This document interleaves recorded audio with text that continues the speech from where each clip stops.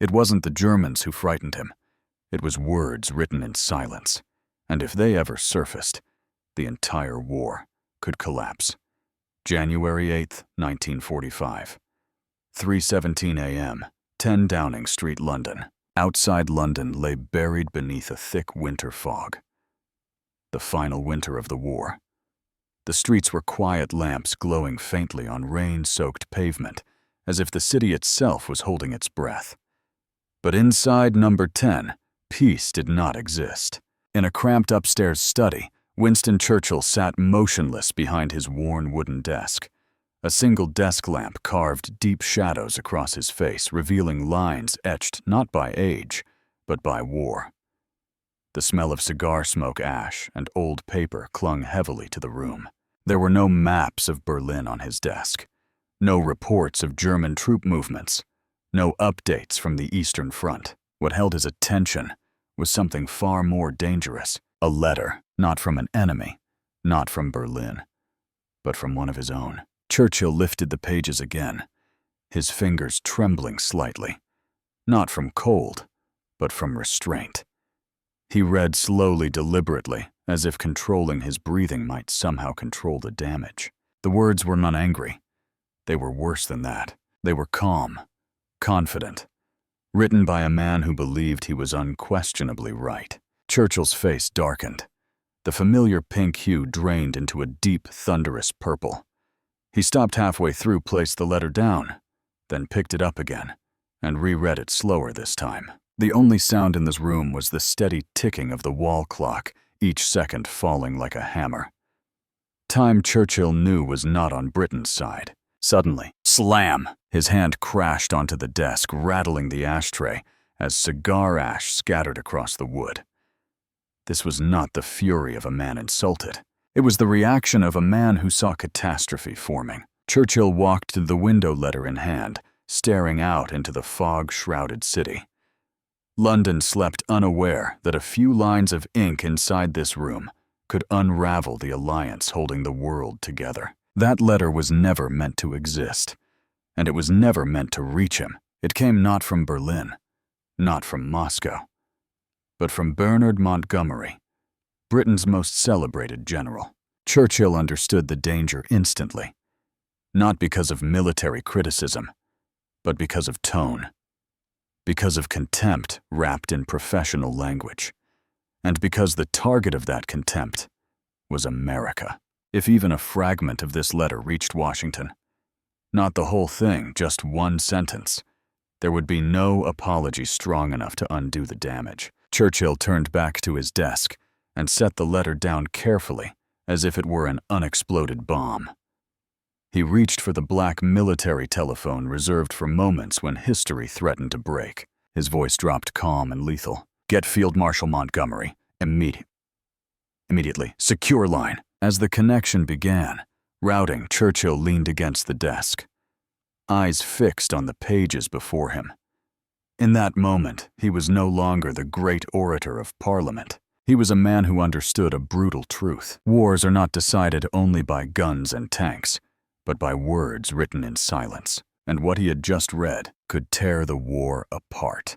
To understand why Churchill viewed that letter as political dynamite, we must confront the reality of January 1945, a truth few were ready to admit. On maps, the war appeared nearly won.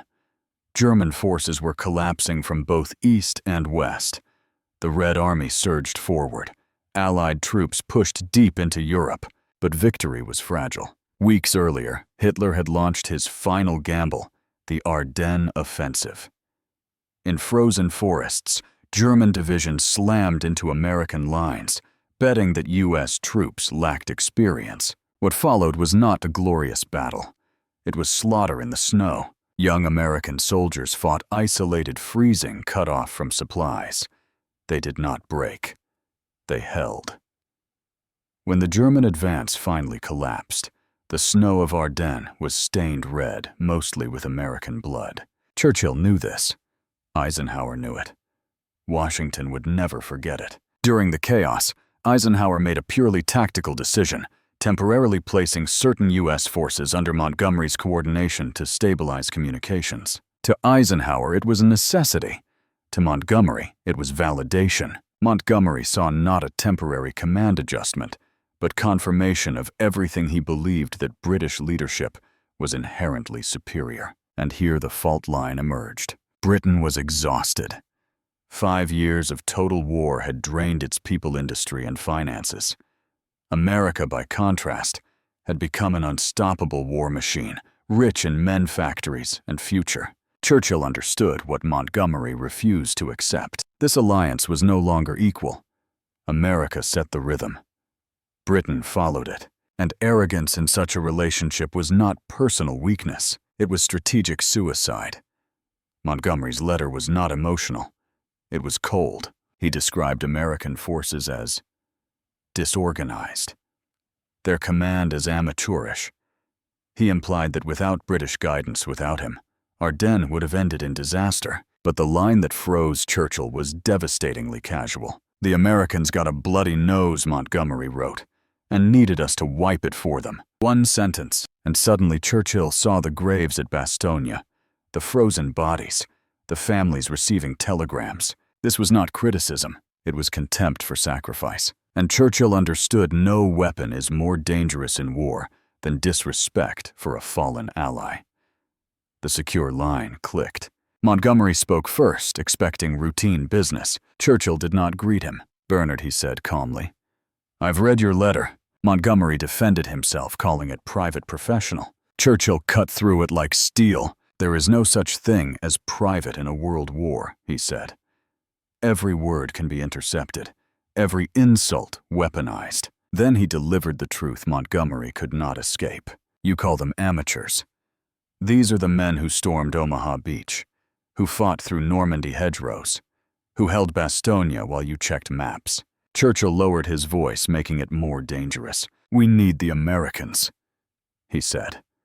"Their blood, their steel, their future. And you have endangered all of it." Silence followed. The decision had been made. Churchill issued his terms. Montgomery would cease all private commentary. He would issue a public reversal within 48 hours, praising American troops in language written in London. If he refused, Churchill would not protect him. "If Eisenhower demands your removal," Churchill warned, "I will not object." Montgomery had no moves left. "I understand," he said. The fate of Britain's greatest general was sealed. Within 48 hours, Montgomery stood before microphones transformed. He praised American courage, American leadership, American sacrifice. The world exhaled, but Eisenhower knew. So did Bradley. So did Patton. This was theater, necessary theater. Churchill remained silent, watching the illusion hold, because illusions sometimes save nations. The letter was sealed, classified, buried. Trust never fully returned. Montgomery retained command, but lost confidence. Churchill preserved the alliance, but accepted Britain's diminished role. When the letter was declassified decades later, historians shuddered not at the content, but at the timing. One letter, one ego. Almost everything lost. Churchill did not save Montgomery.